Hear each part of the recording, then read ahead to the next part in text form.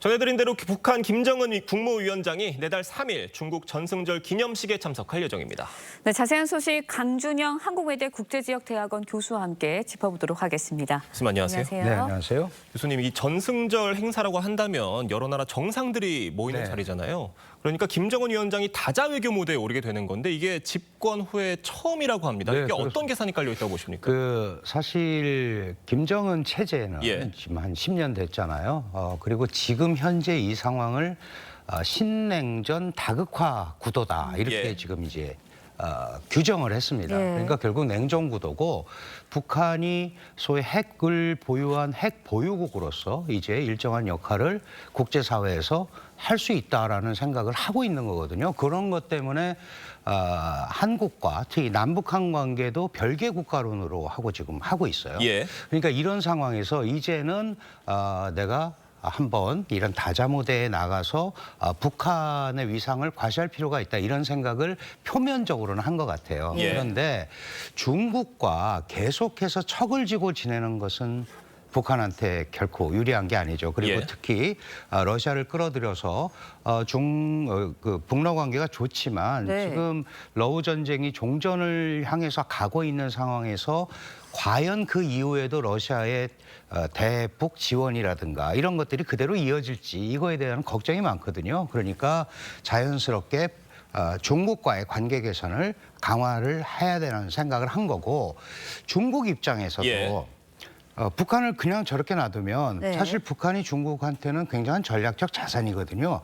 북한이 있음으로 해서 남한도 견제하고 네. 일본도 견제하고 미국도 견제하는데 러시아랑 저렇게 가까워지면 중국의 대한반도 영향력이 상실이 됩니다. 그런데 최근에 한일 관계 개선이라든가 한미 회담 이런 전반적인 네. 상황을 보면 한미일 구도가 다시 강화되고 있다는 거죠. 예. 그러니까 자연스럽게 표면적으로 내세울 수는 없지만 북중러, 예. 중국, 러시아, 중국, 북한 이런 구도를 다시 한번 마련을 해봐야겠다. 근데 마침 전승절이라는 행사가 있고 여기에 초청이 되면 예. 그런 구도를 만들 수 있겠다. 이런 것들이 양측이 맞아들어진 거 아닌가 이렇게 볼 수 있습니다. 네, 그런데 이제 중국 그동안 이제 북한, 러시아와 함께 하나로 엮이는 것 경계해 왔어요. 어저께 이제 북한이 공식 발표했을 때 중국도 동시에 북한의 방중을 공식적으로 발표를 했거든요. 네, 네, 맞습니다. 어떤 의도가 좀 있다고? 사실은 우리가 캠프 데이비드 한미일 삼국 예. 회담을 하고 나서 중국이 굉장히 반발을 했습니다. 이거는 미국이 주도하는 소다자주의고 분열주의로 이건 뭔가 냉전 구도를 구축하려는 거 아니냐라고 예. 비판을 했었어요. 그런데 지금 그런 것 때문에 자신이 나서서 중국, 러시아, 북한 이 구도를 만들면 이게 완벽한 대항 구도가 되거든요. 그러니까 그런 데 대한 부담은 있지만 그래서 이걸 삼자로 묶는다기보다는 중국이 중북 관계, 중러 관계에서 일정한 자신들이 그 우위에 있지 않습니까? 이제 이걸 이용해서 삼자 구도 개념보다는 자신이 이끄는 어떤 흐름이 예. 있다라는 거를 미국에 보여주는 거죠. 특히 지금 관세 협상이 마무리가 어쨌든 다른 나라들하고는 돼가고 있고 이제 중국은 11월인데 이 앞에 게 마무리가 되면은 결국 모든 역량을 미국이 중국에 집중할 가능성이 있어요. 그렇게 되면 북한도 굉장히 중요한 카드가 될 수 있다. 특히 이재명 대통령이 트럼프 대통령한테 중재 예. 알선 비슷한 얘기를 했잖아요. 그러면 중국 입장에서는 그게 한반도의 영향력을 발휘하는 예. 카드로서 북한이 충분히 기능할 수 있는 거죠. 그래서 삼자 구도 개념보다는 아마도 이 양자 구도로서 영향력을 발휘하는 쪽에 더 중국은 초점을 맞출 겁니다. 자, 그렇다면 이번 전승절을 계기로 북중러 삼국 정상회담이 이루어질 가능성은 얼마나 있다고 보십니까? 네. 말씀하신 걸 종합해 보면은 이 북중러 삼국 정상이 어떻게든 함께하는 모습을 보일 건 같거든요. 예, 모습은 보이고 예를 들어서 천안문 막로에서 같이 사진을 예. 찍는 걸 전 세계로 전송을 하고 이러겠지만 셋이 모여서 얘기하는 거는 굉장히 껄끄러운 일입니다. 예. 특히 중국이 볼 때 북한과 러시아의 밀착은 예. 그건 중국이 전혀 바라는 게 아니거든요. 그리고 그렇게 셋이서 대미 항전이라든가 이런 데 대해서는 공감대가 있을 수 있지만 내부적으로는 네. 굉장한 손익 계산이 있기 때문에 예. 그런 모습을 보이려고 하지는 않을 거다. 저는 그렇게 판단합니다. 알겠습니다. 다만 이 한미일과 북중러 구도의 신냉전이 가속화되는 거 아니냐 이런 우려도 같이 나오고 있습니다. 네, 그거는 지금 현상을 보면은 그렇게 가는 구도가 예. 자연스럽게 형성이 됐습니다. 네. 중국이 미국을 비판하면서 이 소위 한미일 삼각협력을 아시아판 나토다, 소나토주의다라고 예. 얘기했는데 그렇다면 만약에 중국이 얘기하고 있는 중국, 북한, 러시아를 하나로 묶는다면 그거야말로 또 다른 다자주의, 소다자주의가 되는 거잖아요. 근데 지금 이런 형태로 가게 되면은 적어도 동아시아 지역에서는 북중러 한미일 구도가 형성이 될 수밖에 없는데 문제는 이 중국, 북한, 러시아가 전부 핵 보유국이에요. 그죠? 예. 예, 그러니까 핵을 가진 국가들끼리 저렇게 소위 그 집단이 돼서 움직인다라는 거는 동북아 안보, 안정 전체에도 상당한 문제가 될 수 있기 때문에 예. 저런 구도를 만들지 못하도록 얘기를 해야 되죠. 실제로 중국은 한미일이 동맹이라고 얘기를 네. 하는데 한미 동맹, 미일 동맹은 맞지만 한미일 3국이 동맹을 하는 건 아닙니다.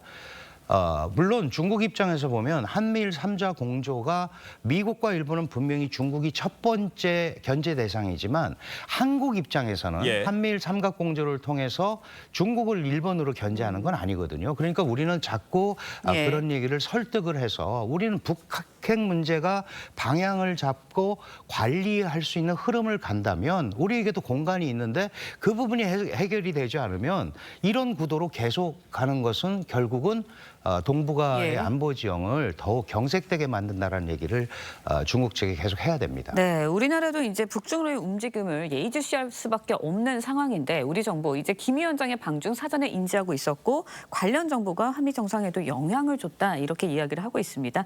일단은 전승절에는 우원식 국회의장도 참석을 할 것으로 전해지고 있는데 북한과 김정은 위원장과 우원식 국회의장이 만날 가능성은 어떻게 보세요? 네, 사실은 2015년에도 예. 우리 박근혜 대통령 갔을 때도 최용해가 왔었거든요. 예. 그런데 이제 우선 어떤 주제를 가지고 뭐 지나가다 악수는 할 수 있겠지만 그런 분위기를 만들지를 않았어요. 의전 자체가 다르고 하나는 국가 원수고 그렇죠. 또 한 분은 그렇지가 않으니까. 국회의장이죠. 네, 요번에도 아마도 지금 그 중국의 초청 명단 발표 1번이 푸틴이었고 2번이 김정은이었단 말이죠. 예. 그만큼 앞에다 세워놨거든요. 그런데 그런 구도를 한국에서 온 국회의장과 이렇게 만나게 하면서 희석시킬 필요는 중국이 전혀 없는 거죠.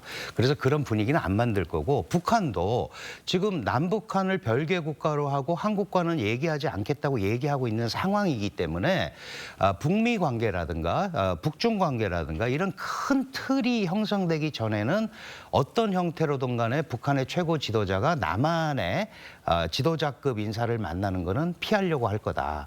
그래서 그런 조우가 이루어지기는 굉장히 어려울 것 같습니다. 오히려 의도적으로 동선을 좀 피하게 하는 네, 그런 식의 흐름을 네. 짤 예. 것 같습니다. 예. 그런 식의 흐름도 이루어질 수 네. 있다라는 말씀이신데 자, 사실 이것보다도 도널드 트럼프 미국 대통령이 김정은 위원장과 깜짝 회동할 가능성에 대해서도 이미 솔솔 나오고 있습니다. 그 가능성 얼마나 있다고 보십니까? 네, 사실은 이제 김정은 국무위원장이 한국의 뭐 에이펙의 초청 대상이다, 막 예. 이제 이런 얘기가 있는데 한국을 오기는 굉장히 어렵잖아요, 구조적으로. 예. 그럼 이제 트럼프 대통령이 만나더라도 예를 들어서 뭐 판문점에서 네. 오고 가면서 만나다거나 예. 또는 최근에 이제 푸틴의 중재론을 또 얘기하는 중재론을 얘기하는 분들 입장에서는 뭐 블라디보스톡 같은 데서 그런 데서 만날 수는 있지만 예. 과거 이 김정은의 뭐 경호 문제도 있고 여러 가지 복잡하잖아요. 예. 네. 그리고 에이펙은 한국 편들이 많이 모이는 회의예요. 거기에 김정은이 예. 올까요? 그거는 쉽지 않을 것 같고 아마 만나더라도 다른 형태로 뭐 제3의 제3의 장소에서 하는 그런 형태는 할 수 있을 것 같습니다. 네. 알겠습니다. 김정은 위원장의 전승절 기념식 참석 의미와 전망에 대해서 자세히 짚어봤습니다. 교수님 감사합니다. 네, 고맙습니다. 고맙습니다.